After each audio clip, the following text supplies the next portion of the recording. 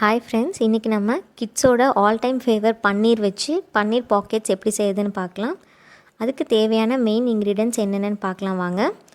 கோதுமை மாவு வேணுங்கிற அளவு எடுத்து சப்பாத்தி பதத்துக்கு பிசைஞ்சு எடுத்துக்கோங்க. பன்னீர் வேணுங்கிற அளவு எடுத்து இந்த மாதிரி க்யூப்ஸாக கட் பண்ணி வச்சுக்கோங்க. ஒரு 4 பல் பூண்டு எடுத்து நல்லா ஃபைனாக சாப் பண்ணி எடுத்துக்கோங்க. காரத்துக்கு ஏற்ற அளவுக்கு மிளகாய் எடுத்து கட் பண்ணி வச்சுக்கோங்க. ஒரு பெரிய வெங்காயம் நல்லா பொடியாக நறுக்கி எடுத்துக்கோங்க. சீரகத்தூள் 1 ஸ்பூன்,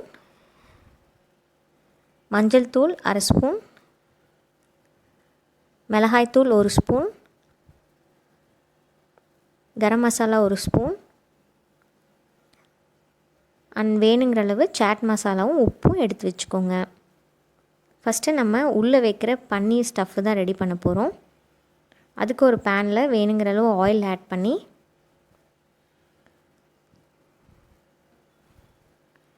ஆயில் நல்லா ஹீட் ஆனதும் ஃபஸ்ட் நம்ம சாப் பண்ணி வச்சுருக்க பூண்டை ஆட் பண்ணலாம். நெக்ஸ்ட்டு பச்சை மிளகாய் ஆட் பண்ணிக்கோங்க. நெக்ஸ்ட் நம்ம பொடியாக நறுக்கி வச்ச பெரிய வெங்காயத்தை ஆட் பண்ணிக்கோங்க. நல்லா ஃப்ரை பண்ணி விடுங்க. குழந்தைங்க சாப்பிட்ற மாதிரி இருந்தால் பச்சை மிளகாயை அவாய்ட் பண்ணிக்கோங்க. நம்ம எடுத்து வச்சுருக்க மசால் பொடி ஒன்று ஒன்றா ஆட் பண்ணலாம். மஞ்சள் தூள், மிளகாய்த்தூள், சீரகத்தூள், கரம் மசாலா, சாட் மசாலா அண்ட் இந்த ரெசிபிக்கு ஏற்ற அளவு உப்பு இப்போவே ஆட் பண்ணிக்கோங்க.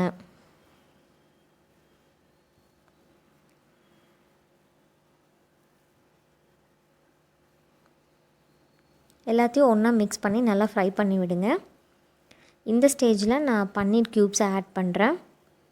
பன்னீர் ஒரு 1 மினிட் நல்லா இந்த மசாலாவோட குக் ஆனால் போதும். ரொம்ப நேரம் அடுப்பில் இருந்தால் ரஃப் ஆயிரும்.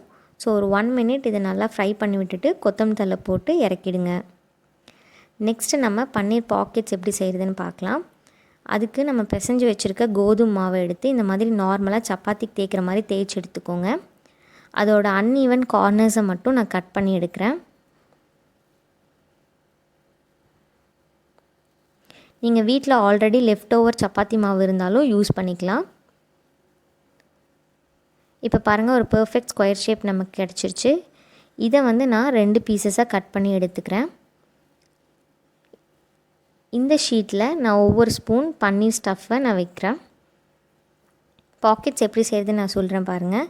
கார்னர்ஸ் 2ஐயும் ஃபஸ்ட்டு ஜாயின் பண்ணிக்கோங்க. நெக்ஸ்ட் இந்த சைட்ஸ் எல்லாத்தையும் கையிலே அமுத்தி விடலாம். இல்லைனா இந்த மாதிரி ஒரு ஸ்பூன் இல்லைனா ஒரு ஃபோர்க் எடுத்து நல்லா கார்னர்ஸ் எல்லாத்தையும் அமுத்தி விட்டுடலாம்.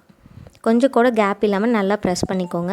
இதே மாதிரி எல்லா பன்னீர் பாக்கெட்ஸையும் ரெடி பண்ணி எடுத்துக்கோங்க. நெக்ஸ்ட்டு இதை நம்ம எண்ணெயில் போட்டு பொரிக்க போகிறோம். அதுக்கு வேணுங்கிற அளவு எண்ணெய் நல்லா ஊற்றி ஹீட் பண்ணுங்கள். எண்ணெய் ஹீட் ஆனதும் ஒவ்வொரு பன்னீர் பாக்கெட்ஸாக போட்டு பொரிச்சு எடுக்கலாம். 2 சைடும் நல்லா ப்ரௌனிஷாக வர அளவுக்கு பொரிச்சு எடுக்கணும்.